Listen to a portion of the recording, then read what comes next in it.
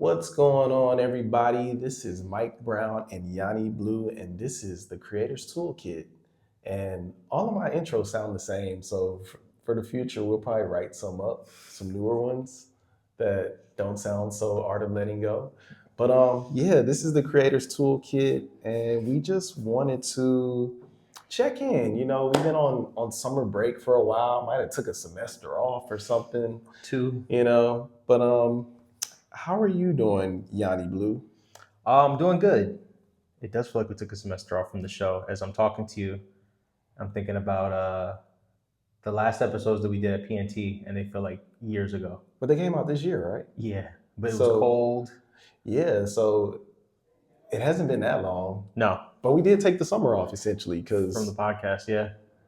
we were on summer break. Yeah, so it's been about, so if we did our last episode came out with Farillo in March, yeah, it's about 6 months. It's a semester later. But yeah, I'm feeling good. How are you feeling?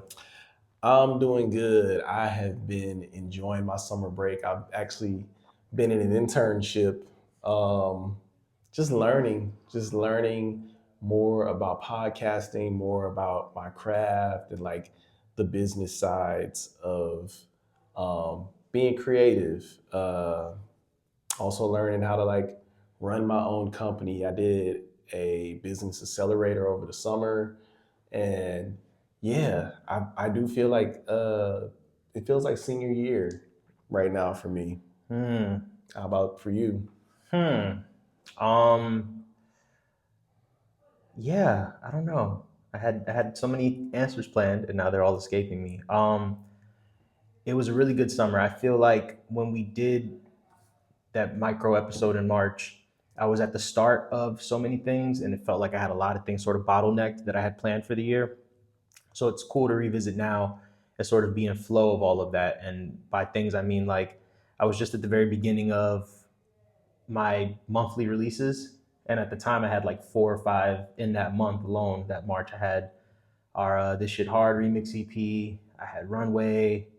I re-released the Can't Compete EP. So it was a lot going on top of the 3 episodes. So it's cool to come back now and kind of feel a lot more in flow of a lot of it. And since the show you released The Fear, Yeah.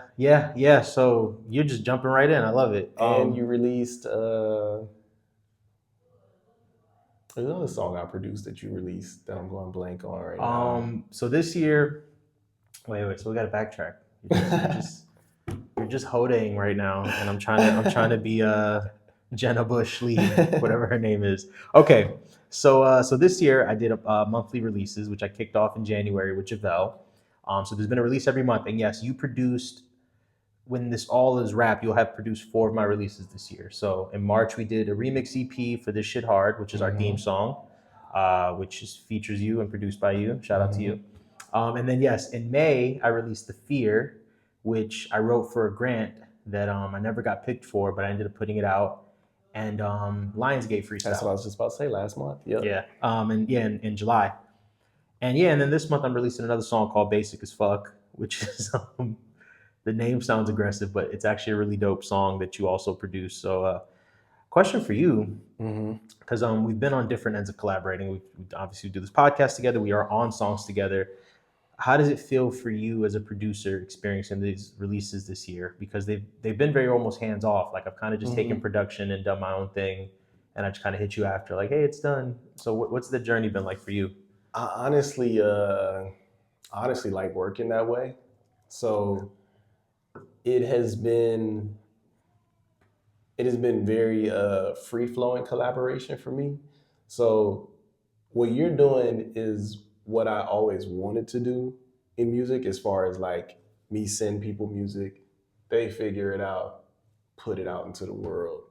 Um, Sometimes I'm not always too hands on with it in the way that I wanted to be when I was younger, just because I have so many things that I'm doing. Like music is one space for me to create and express myself, as opposed to like now I have a million things that I do.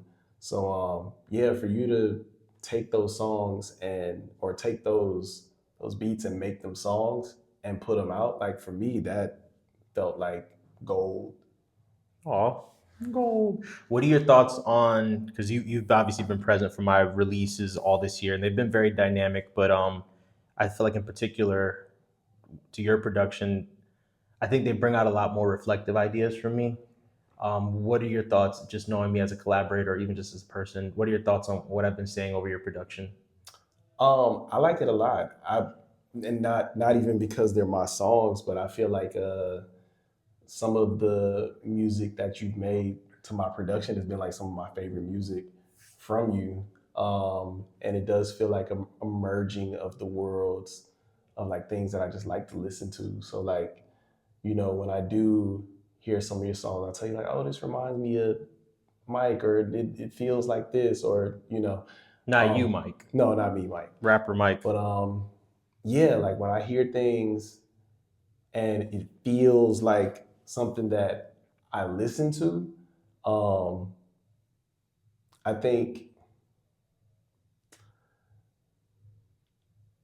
that makes me feel like this is not that because it sounds like something I listen to it's good, but because I know how particular I can be about things. Like I think I've always been like somebody just even wanting to use my music or work on my music. I've always been like that's dope. Mm-hmm. But to have somebody create something and like I said, not being so hands-on, but also be able to like listen to it and say like this is good, this is dope, but also like to enjoy it outside of hearing it one time and saying like this is good, moving on. Um, some of the stuff that we've done together, I've been able to listen to multiple times and actually like appreciate it as just not even something that I'm a part of, but like just Mm-hmm. as a song. Yes, I like that. Thank you for trusting me with your production. And yeah, your music definitely does bring something out of me, and it's cool to reflect on it in a podcast because I remember being introduced to your podcast and the space that sort of taught me to tap into. So I feel like by extension, your music also, like as a podcast host with the art of letting go, you create space for people to kind of express feelings, and I think your production is kind of a throughway to that. And I think it's cool to do both. And I mean, it almost feels like a really, really terrible segue, but I think that's why it's so important to that we're making all these instrumentals available because when I've been editing videos and using like our music behind them, and I hear you use a lot of your production behind your videos too, it's such a natural pairing. So we will be making a bunch of the instrumentals available for the songs that Mike produced for me this year. That we'll be sharing, and I'm excited to release those and package them. And if you're watching this, if this ends up being a clip, that means there's probably one of our songs playing behind it. So look up in whatever corner, depending on what app you're on, to see the song. Okay, I do have another question for you. Well, before you ask that, I was gonna say I do appreciate you saying that the music makes you feel reflective or it makes you want to say things. Because, like, I've been told throughout my journey, artists have told me that my music helps them say things that they wouldn't normally say in production that they get from other people. And I've heard like that consistent in artists that I've collaborated with. So that's always so dope to me to hear. So I appreciate that. Of course. And that actually does go into the question, and I'm off script now, but I am just curious, and I'm in interview mode, but it's not going to just be a Mike Brown interview. But I had a question for you. This year's been really dynamic as far as our podcast journey, because I know you're on hiatus for the art of letting go, which you could talk about in a bit. But we did this sort of micro series season for the Creators Toolkit top of this year. And I know with a lot of these, I'm very sort of hands on because I don't have a lot of other pod shit going on, but you do. Mm-hmm. And for a good chunk of this year, you've been behind the scenes. So just talk about that journey of like the work you're doing outside of the art of letting go. So outside of the art of letting go, I have been producing podcasts. Everything from writing scripts to booking guests to formatting shows. Like, everything that I've done for my own show in the raw form, just doing it in a more formal way for other people. And it has been a dope experience because I get to I get to, one, bring other people's ideas to life, but two, I get to essentially capture people's voices. Like, you know, the client, we'll say the client, the client will tell me what it is they want to create, you know, what's supposed to be in it and all that stuff. And I take that voice and bring it to life through questions and, you know, scripts and all of that stuff, talking points. And it's really been dope to see, like, even the projects that I'm working on, like they all feel very aligned in like what I do, like just wellness and just the betterment of people and helping people grow. So it's been a really cool experience. What was the other question, or was that? No, I was just curious to hear okay. your reflection because yeah, like I said, when we started this journey in 2023 with the Creators Toolkit, I think you were still somewhat in Art of Letting Go mode. I was still in Bigger Than Our Dreams mode, but this has kind of become our, right now this is our only pod output is the Creators Toolkit, and then you've transitioned. You know, you're doing more work in the background, so I just thought that was really cool. Yeah, just dope to reflect on because I feel like my journey these last 2 years has been about finding balance between being a background player and you know, my artist work, and it's always good to see how other people are balancing that because I feel like that was a big part of what we discussed with like Lottie and Katini, like pivoting but also kind of being grounded in all the things that feel really important to you. So thank you for sharing. Of course. You know, you talk about the pod world and us being in the pod world. How do you feel? Because I know you have not fully identified as being a podcaster, but how do you feel going into speaking at a podcast festival? I do identify as a podcaster, but more broadly, I think I identify as a thought leader. Shout out to Mike Joseph for bestowing that upon me. But I've always known it, but I think giving me the language for it. How do I feel speaking at a podcast summit? I'm really excited because it's a topic that we've discussed a lot in our work together, both podcast and music. And yeah, I feel really equipped for this specific topic, which we can go more in depth. But I'm excited to connect with everybody and just share how podcasting has been an extension of my art and a tool in my art. We're talking about vulnerability in your creativity. And when I got into podcasting, I was such a career songwriter and I was so focused on, and we've been having this conversation a lot too about building songs and what kind of mindset goes into that. You know, if you're in the pop system going in and thinking like, what's the hook? What's, you know, very robotic, very A plus B equals C. And there wasn't a lot of feeling to that. So I think through tapping in with podcasts, I've been able to sort of reverse engineer, remind myself of the level of heart and vulnerability that my music deserves. And yeah, so I'm excited. I'm excited to talk about vulnerability in podcasting. Tell the people what we're doing.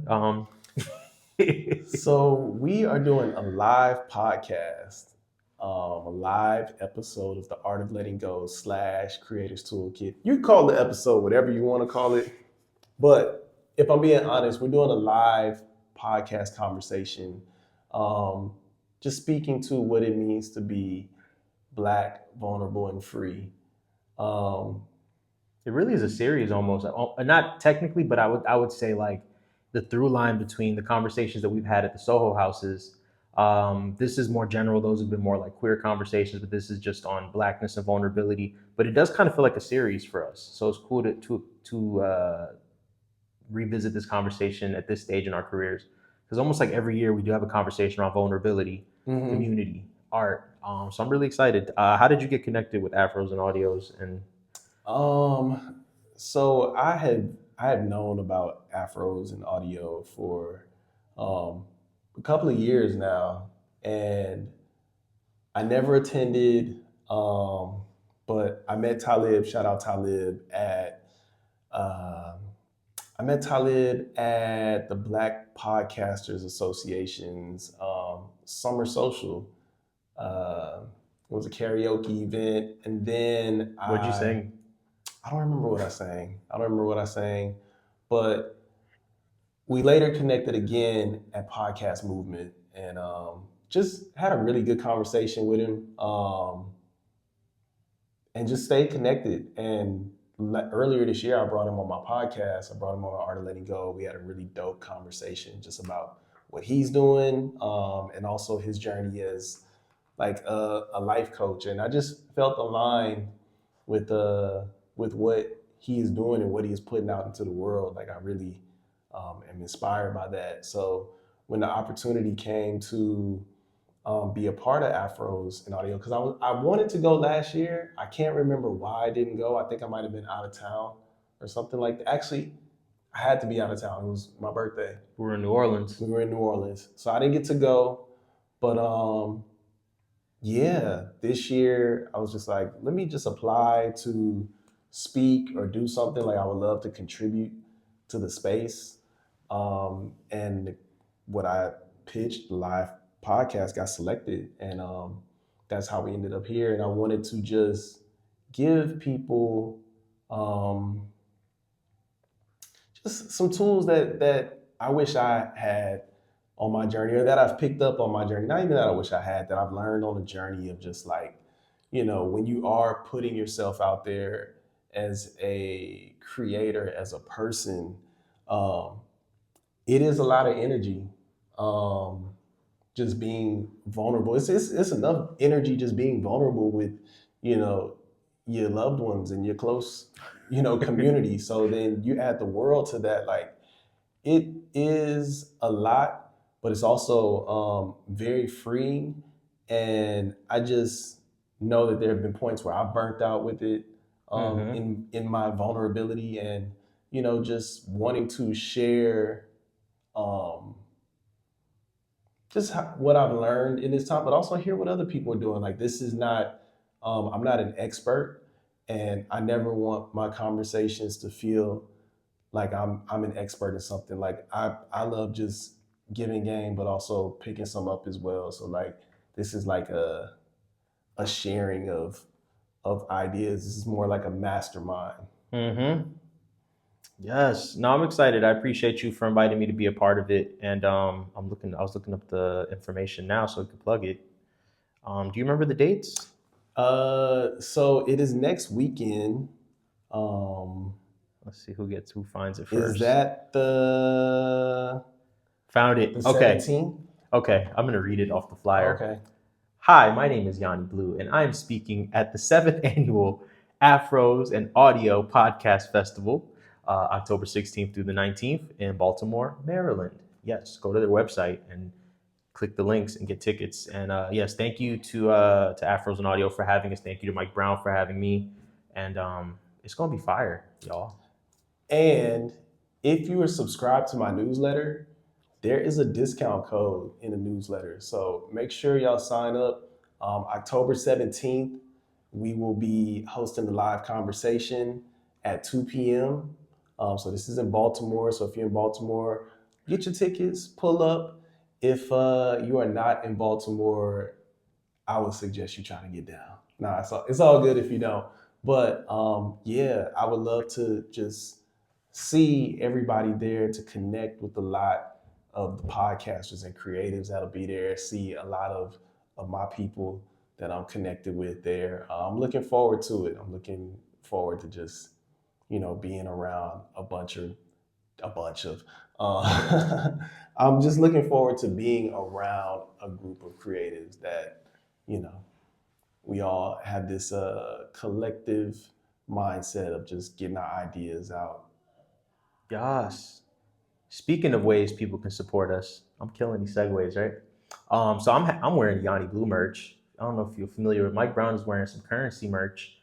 We got some courtesy of Instagram merch.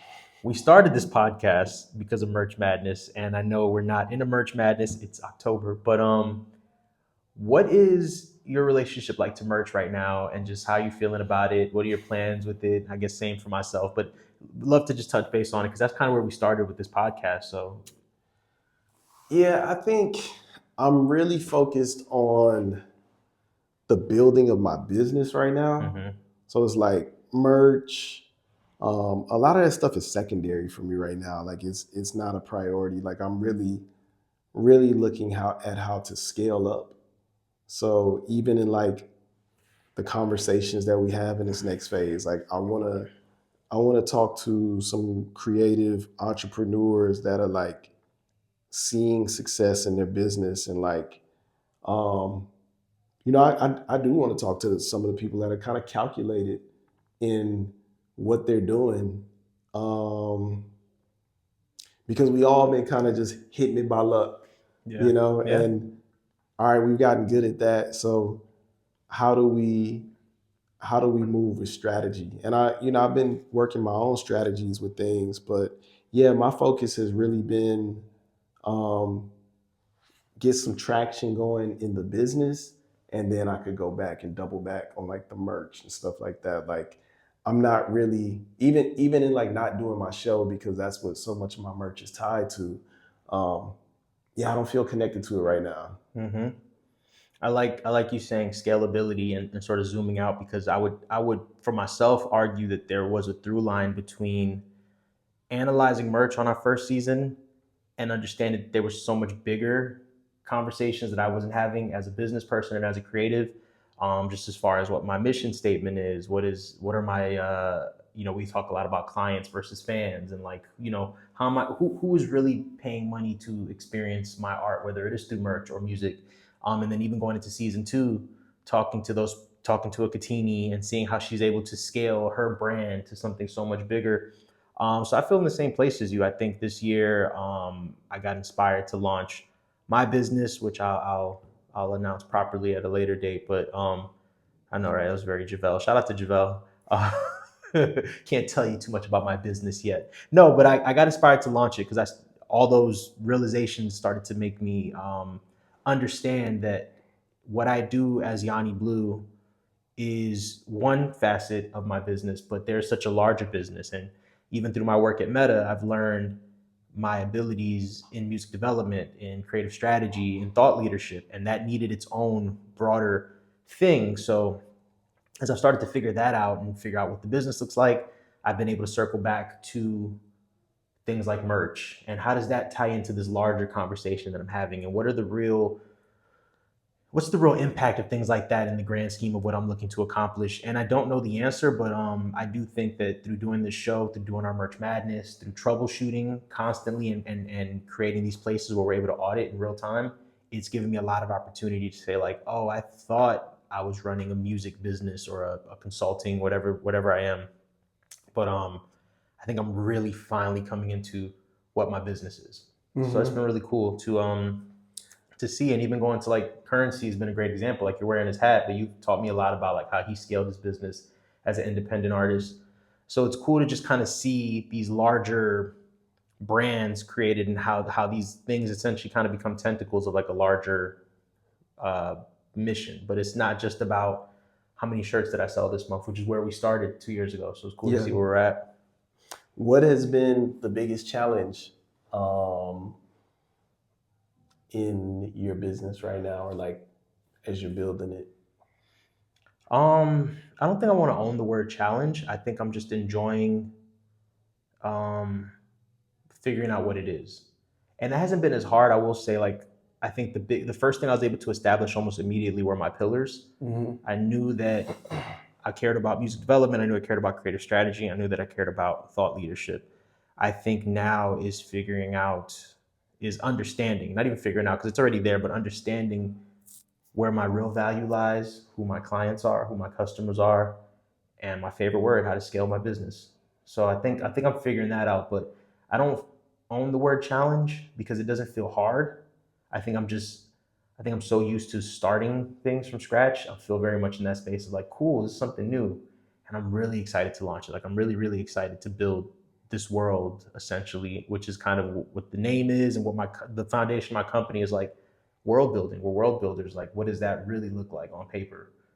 So I'm figuring that out. So I guess that is it. I had to own the word challenge. I guess that is my challenge. And I don't think there's nothing wrong with the word challenge. It sounds negative, but it's not. Is it? No, I know. No, it's not. It's not negative. It's not negative.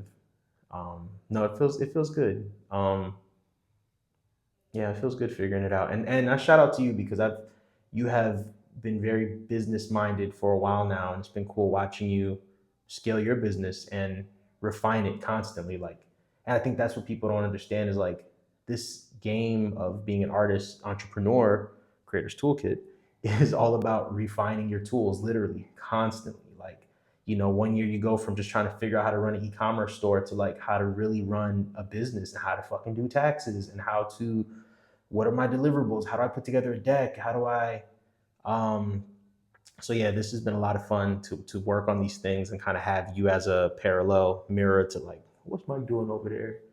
What's the tin number? I should figure that out. Like, so that's been fun. Yeah, I think, and as I hear you say that, something I reflect on is like I've always been a hustler. Like since a kid, I've always known how to make money, how to just get to it, And in being a business person, um, it's just giving me some formality and some structure because like hustling is it's almost like going check to check. Like I said, I know how to get money when I need it, but now I'm trying to learn how to keep it consistently flowing in, like to the point where I don't have to do so much work Mm-hmm. to receive. Um, as they call it, what, mailbox money? That's what I'm trying to create. But yeah, it's been a dope journey, especially being a creative and learning how to split the roles in being a creative business person. Yes. Because so often people try to, and it may not even be people, it's that imaginary they, they try to make us feel like we should want to do what we do for free or like whatever Mm-hmm. the fuck people build up in their minds.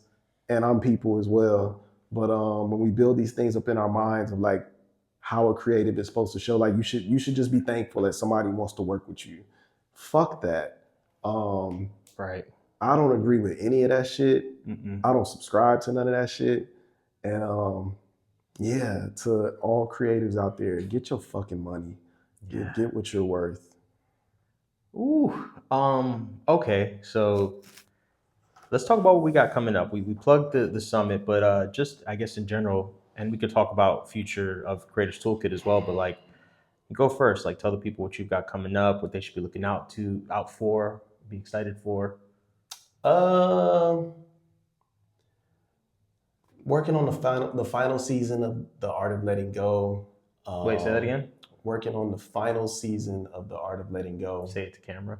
Oh, working on the final season of The Art of Letting Go. The last season of The Art of Letting Go. And yeah, like I think that's really where I want to put the energy and put the focus and Why like now? Have you answered that anywhere? Should I direct people to your newsletter? why am I ending it? Yeah. Um, just because I want to elevate.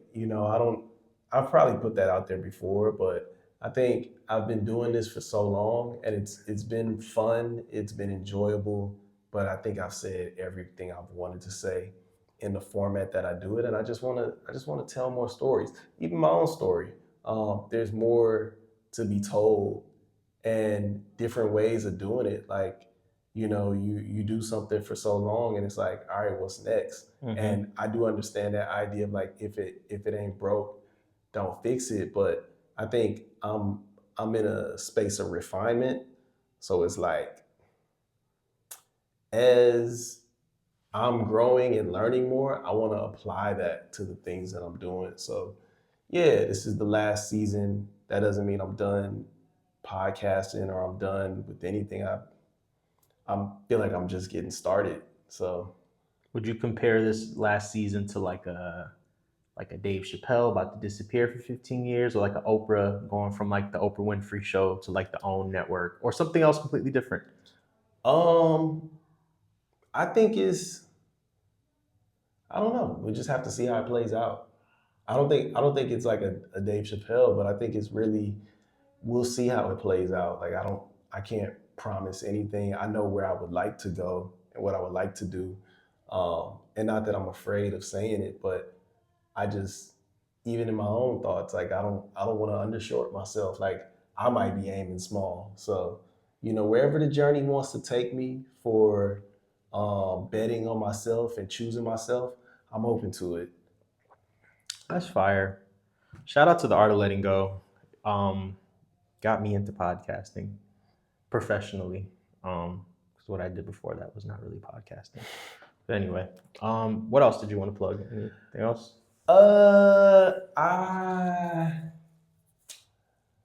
I think the only thing that I really want to plug right now is just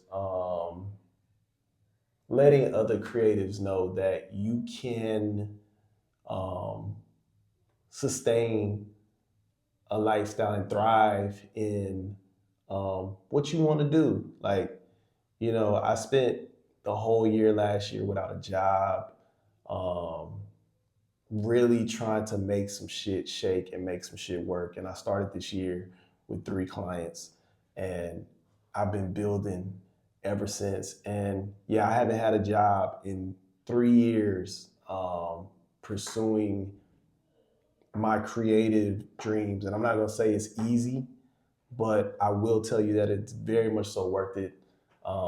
You just have to believe and know your worth. Like, this shit wasn't working out when I didn't know. And once I figured it out and I knew, it's been working. Trial So and error, figure it out. bitch. And within yourself, though, that's what I mean when I say figure it out. Like, just shift your mindset and know that you are worth every single thing that you think you are worth. Yas. That's my plug. Okay. Yeah, we are closing out 2025. I committed to a year of monthly releases, and that's been really impactful for me as a creative. It overlaps with one of the busiest years for me career-wise. Um, I was managing 13 artists this year as an A&R at Meta. I was consulting on sonic identity for all these different projects and all types of really cool shit that I never thought I'd be able to do or didn't know I was capable of. And in the midst of all that, decided to do a year of releases. Really, initially, it kind of just worked out that the first couple of months I had things, and then I also felt a need to like clear the hard drives. And but what it's ended up happening has been a real exercise in consistency in release and creativity. I've put out some of my favorite music ever. I was telling you earlier, I listen to my music now more than I ever have. Not that it's better or worse in any way, but I think this type of relationship to creation and release being so the line, not the line, sorry, the time between creating a song and putting it out has gotten so much smaller for me that I think I'm still so much in love with these ideas and they're so fresh. So it's been a lot of fun to just put them out in the world and still be tweaking them and figuring them out. And it lines up perfectly with my next project that's coming out next year because it's an album about processing, about taking time with things, and I'm allowing things to elevate and evolve rather in real time. And I've been feeling that this year with my releases. Like I've been putting songs out and like quietly going back and like changing the cover or tweaking the mix and allowing myself to have that. And I think I didn't have access to that for so long. The vulnerability buzzword. Because I've created in this world where everything was so high stakes for myself. So yeah, I'm finishing out this year of monthly releases and going into next year with my sophomore album, my solo sophomore album. I'm really excited about that. I'll be wrapping up my time at Meta in November and really excited to move into whatever's next, which will definitely be more work under my own imprint, and then hopefully more, big name collaborations. I find that I work really well when I kind of can straddle. We talk a lot about the metaphor of like being an independent artist versus being at the major. And I feel like the independent artists are like partners with the major. Like I feel like whatever that looks like, I do see the ways in which I can scale my knowledge base and my abilities when partnering with really big organizations, but also not losing sight of myself. And I think I found such a really good balance at that. So just looking to keep scaling that this year. And yes, I am looking to own being a podcaster. I've been ruminating on what my solo series would be, and I'm really excited to really piece that together next year. So I think, yeah, I'm going into next semester with some cool courses lined up, and yeah, it's gonna be really fun. What are our thoughts on the Creators Toolkit and where we want to go with it next? Um, I think for me, I just want to have more conversations where I'm like learning things as well. Uh, like as you asked me, I'm like, what do I want to learn right now? I think I want to really give that some thought of like, what is it that I truly need to be learning to grow? And yeah, I think that is where I want to take the Creators Toolkit, because it's like if I'm learning, then everybody else is gonna learn too. Um, that's kind of always been my approach with this. Is like if I get something out of it, then people will get something out of it, and I do have some things that I want to learn. So yeah, I think that's the biggest thing for me is like just learning and being able to share that knowledge with the audience. I love that. Yeah, I think I'm always learning from my peers, but I think in doing this show, I've been able to really acknowledge the people that are like friendspirations. I've been calling Mm-hmm. them, like people that are in my immediate circle that are doing really cool shit and just creating the space to give them their flowers, but also like really tap into what they're doing. And I'm excited to scale that, like whatever that looks like. We usually do our full seasons in March, so I'm excited to see where we're at by March and who we're tapped in with.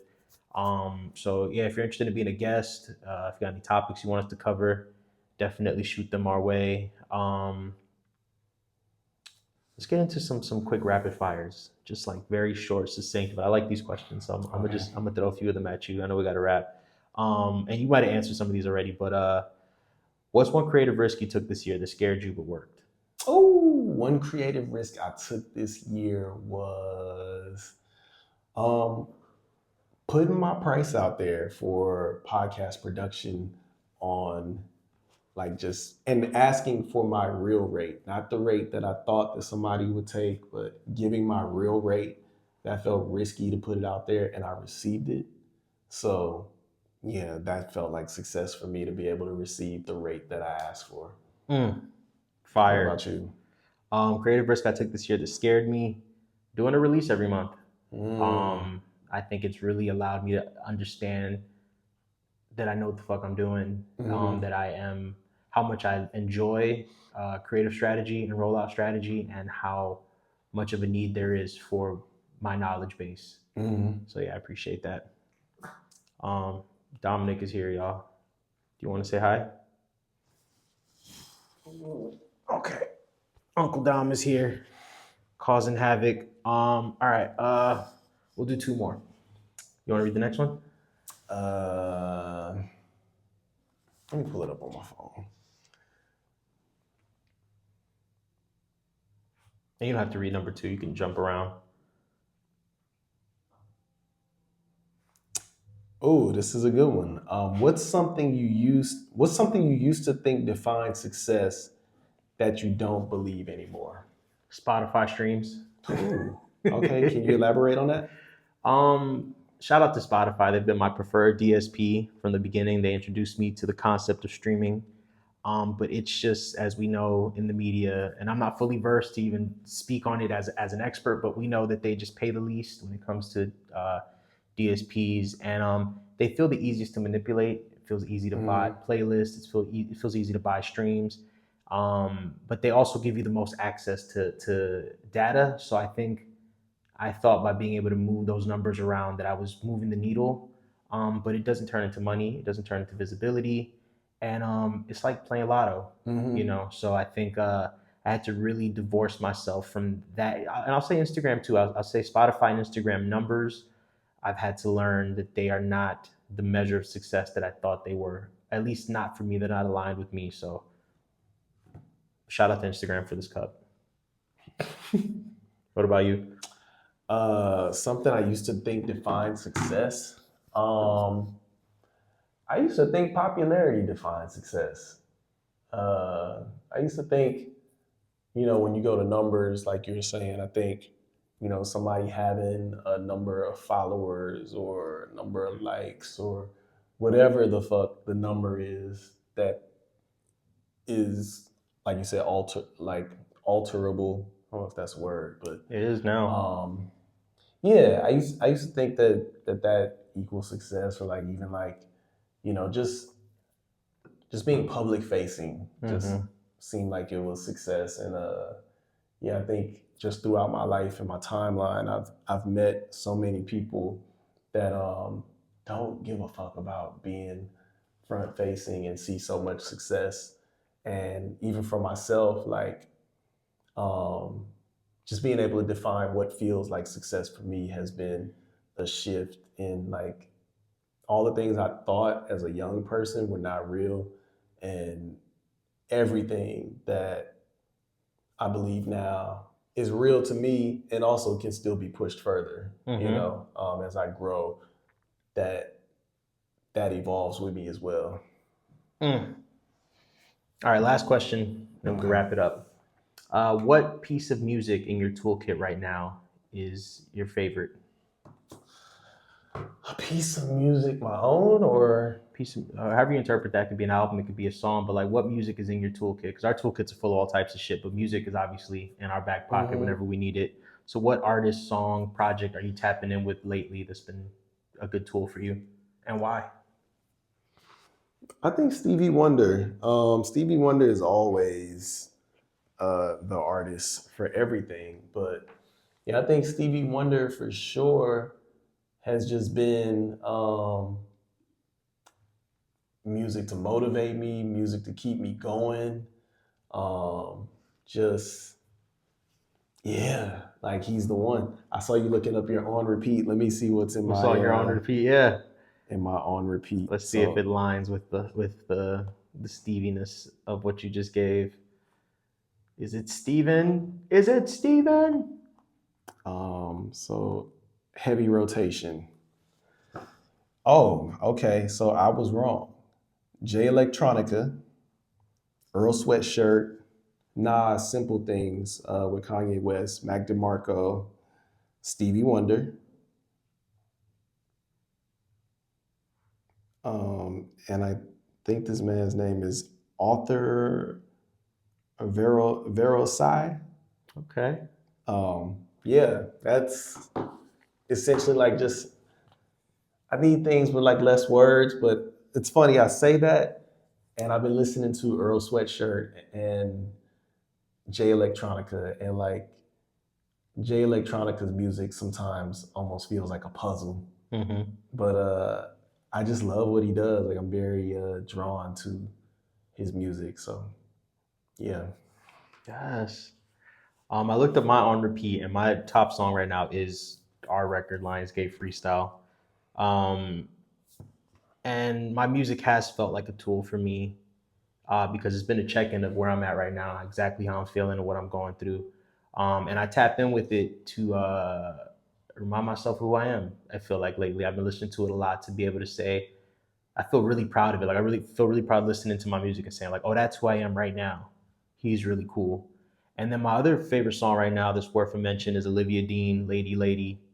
It's a song about her kind of coming to terms with things ending, which just feels very relevant in my life right now. I feel like I'm dealing with a lot of things coming to an end and trying to deal with it gracefully. And in the song, her opening lyric is like, I'm gonna miss this house, but I guess I'm moving out Sunday morning. And it's like that in between of like being able to appreciate something, but also be okay with it ending. And I struggle with that, but I deal with it the most, it feels like, at least in the last 3 or 4 years. So I try to make more and more peace with it and do it with more grace. And Olivia Dean is graceful as fuck. So she the song is incredible, and it makes me feel really good about tackling um impending doom. Yeah, cool. So if you haven't already, get your tickets for Afros and Audio. Next weekend we'll be there. Check out our music. I'm YawnyBlew at all streaming platforms. He's Mike Brown. We'll link to our playlist with all of our really dope songs and instrumentals. So if you're a podcaster or content creator, make sure to use some of our songs in your videos and tag us. And we will be back with a full season of the Creators Toolkit in March of 2026. But don't be surprised if we pop out before then. Like to pop out and show niggas. What else? It's not recording. Yes, it is. Oh, it's not. How do you know? No, I'm just kidding. I see it. Oh, fuck. Goodbye. All right, y'all. This has been fun, but I gotta run.